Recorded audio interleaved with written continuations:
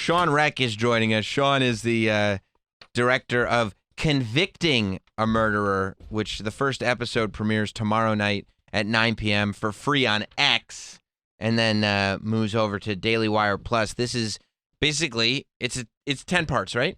Yeah, it's 10 full hours. Yep. 10 hours, and it's the counterpoint, I would say, to Making a Murderer, right? The rest of the story. For the sure, rest of the story. Paul Harvey phrase. Yeah. And we've always felt like we interviewed Ken Krantz a while ago. Yeah, I watched that. And it was really like I always felt that he got a bad rap and they left so much stuff out. So I love that you did this. I love it. You know, I watched Making a Murderer and I believed it. And then Catherine Schultz in The New Yorker tore it to shreds like a week later. You know, but a lot of people don't read that stuff. Right. And you know, she said, here's everything they left out. And then isn't it funny that everything they left out would have made Steven look worse? Things like that. So, right. So I, as a filmmaker, I had my movie out at the time called A Murder in the Park. I was just like, well, somebody's going to make the mother of all, you know, slapbacks. And I can't wait to watch it. And no one did. So the law enforcement officers saw A Murder in the Park and they called us up and said, you guys were the first people to ever expose what they call the innocence industry. I never heard that term. So we would trust you to tell this story. And, you know, after some haggling, because we weren't going to give them any control. Right. And we didn't. I have final cut. We made a deal where they weren't going to do anything else. And they were going to let me do this. And I didn't think it would take 6 years, but it did. It's very thorough. Like we were able to see like the first, I watched the first, I think 2.5 episodes. It just got a little bit late. We only got them yesterday. And it's so good because you're painstakingly going over things that Making a Murderer showed. And we're not even into the evidence yet, but you're showing we haven't how really gotten into the Teresa Hallback stuff at all. It's all sort of it's all lead up backstory. and backstory, but you're showing this complete picture of Stephen Avery that they really glossed over. And it's when you see what they left out, that they had 10 episodes. They easily could have put this stuff in, but you know that there was a motive for them purposefully leaving it out, and it was to make him look like a victim. You'll hear it in future episodes. We have prison calls of them saying, this is your movie. We hope this movie helps. I'm going to go back to work on your movie. We have all their prison calls, the filmmakers and Steven. So there's no, they're not going to have any answers for this. Well, do you think, like, as you're making this, because like I said, we've seen the first 3, so we haven't seen the stuff that gets really deep into the case. Mm-hmm. Is the problem that, look, if you look at this evidence, this guy is clearly guilty, or is it, no, what we're trying to show is that the Netflix doc was misleading and that he's a much worse person than you realized and somebody may be capable of this? We're trying to say, before you say the jury and judges got it wrong, you know, judges because of the appeals, you need to know the full background, okay? So you can view this in context. You need to see the patterns. And then, you know, maybe he didn't do it. I don't know.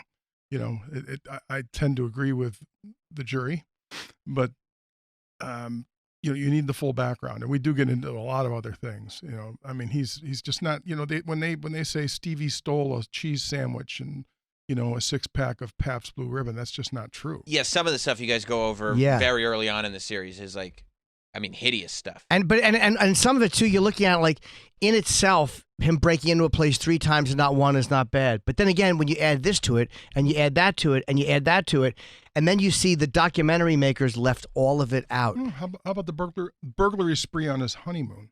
Right, yeah. Everyone does that. Yeah. Yeah, he went out and stole, what was it, like not a snowblower, but like a moped or something, or a bike? Weapons.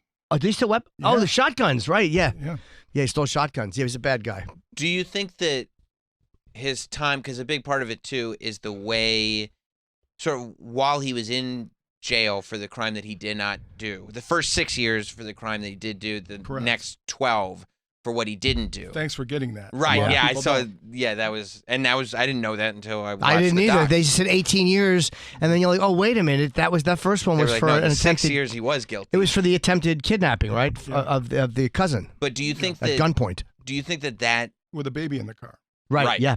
Do you think that time in prison changed him as a person? Because, you know, there's you go over in a lot of detail the communications from prison, the way he was talking to his wife that would become his ex-wife, the way he was talking to other family members, his kids. Yeah, his kids, which was, I mean, that's when you talk about hideous stuff.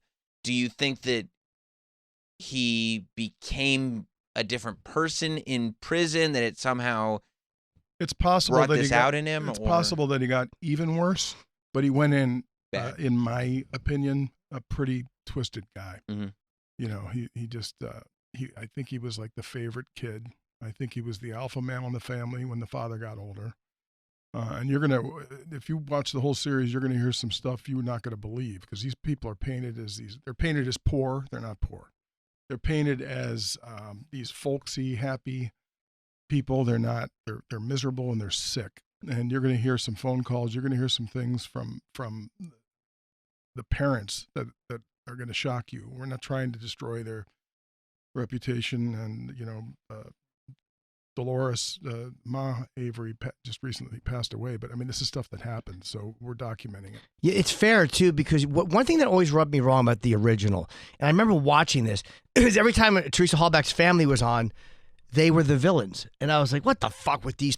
And I caught myself going, "I'm rooting against these people whose they're the families of the murder victim," and that always rubbed me the wrong way. I'm like, "Wait, how am I watching this?"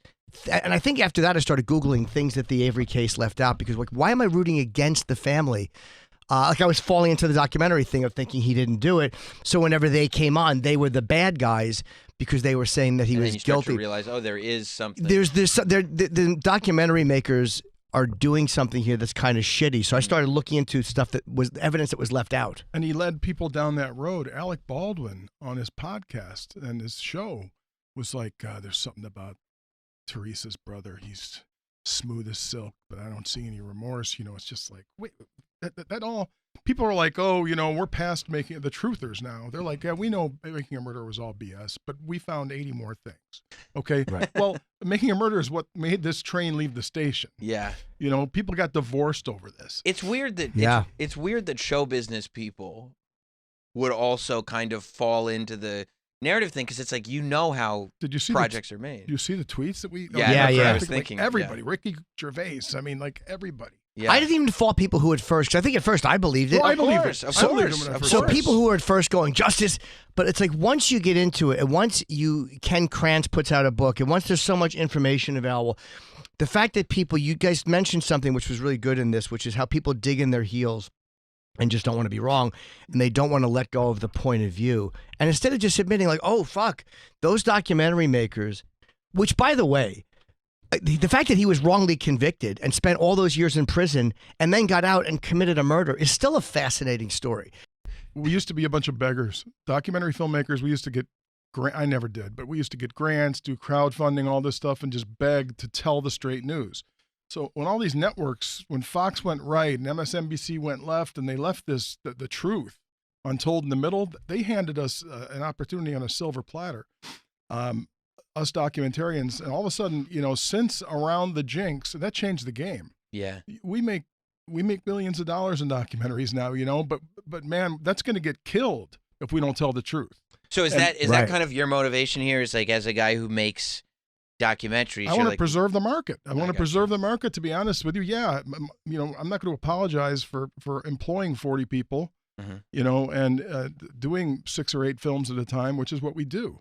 You know, or Catching Predators. I own that show with Chris Hansen, you know, so the stuff that we do, that's what finances it. So the market corrected itself, and now we're going to screw ourselves up by using narrative filmmaking techniques to tell news.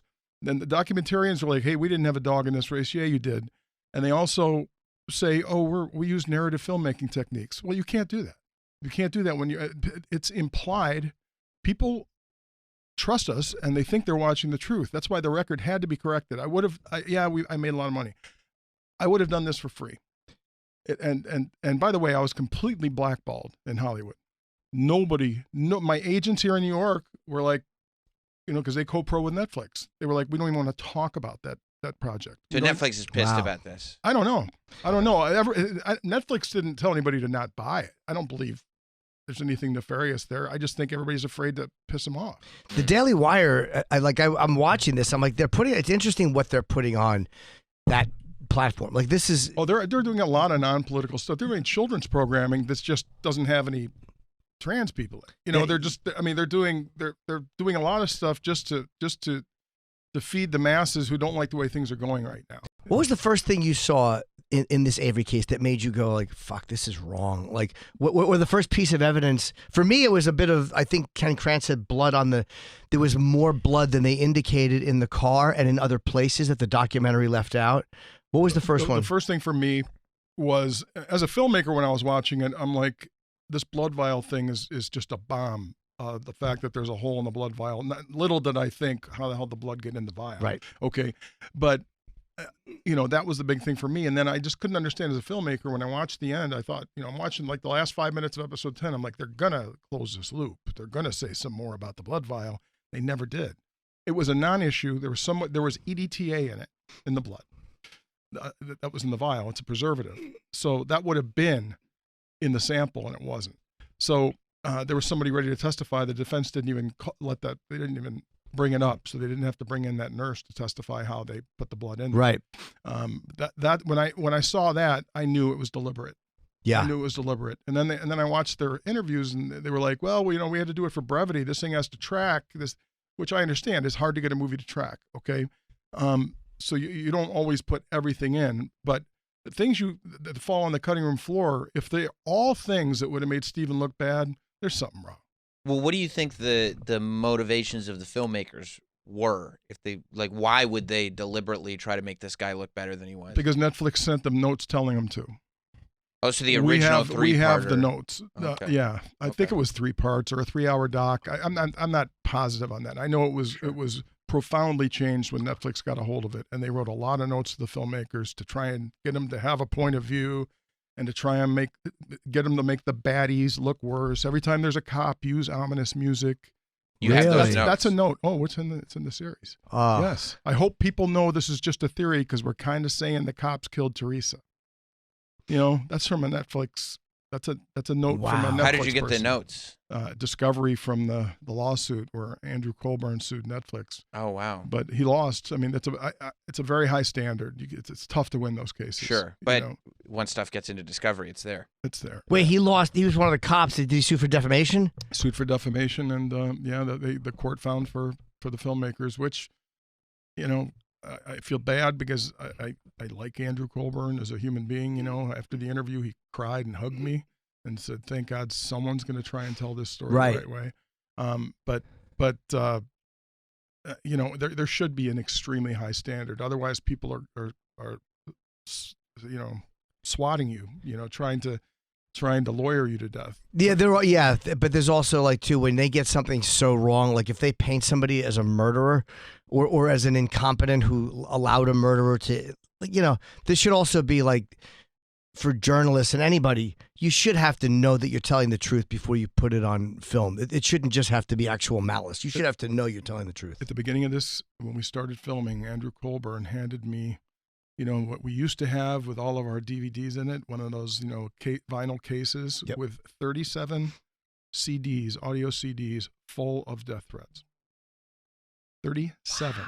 And most of them are from other countries.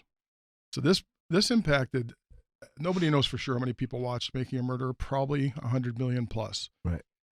I've been flown to Norway to talk about the progress of our project. First class to Oslo, just to talk about it. So it's a very big thing in Europe. And anyway. When you see, Brendan Dassey, we always I definitely felt he was a part of it and guilty. But he obviously, his mental capacity is not good.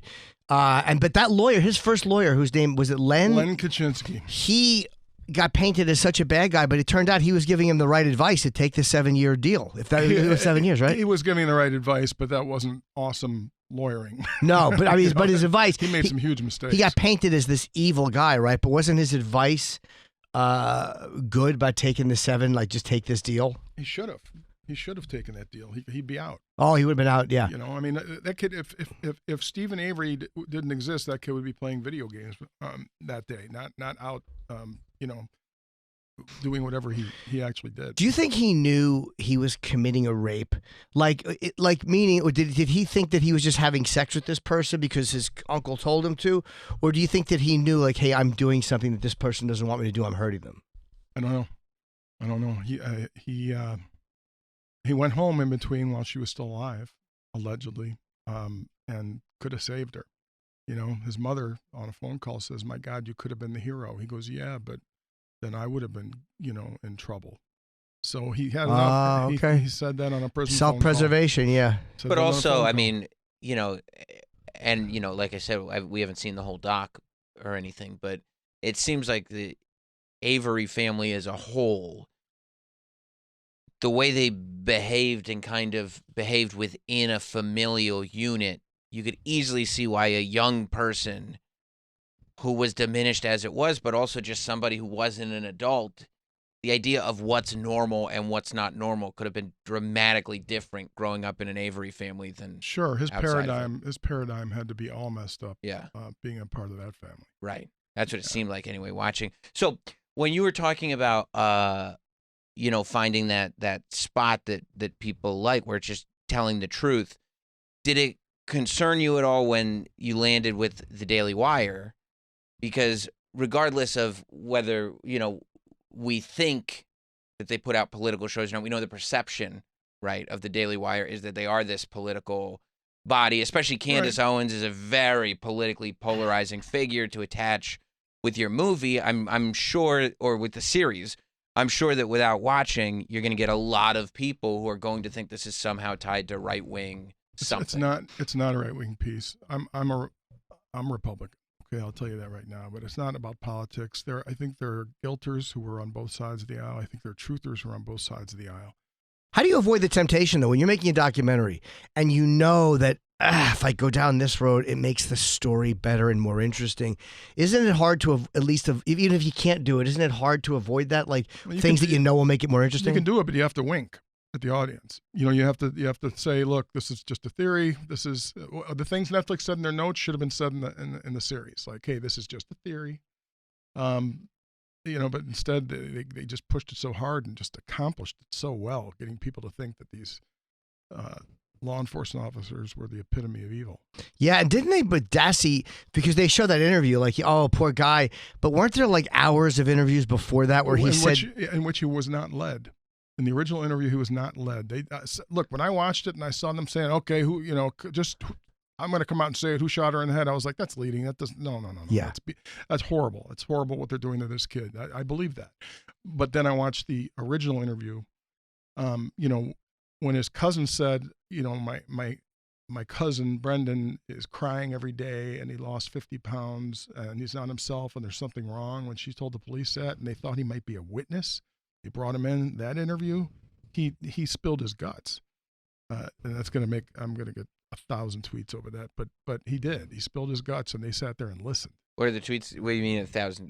People disagree with that? You wouldn't believe the hate I'm getting right now. But, really? Well, I'm destroying a religion.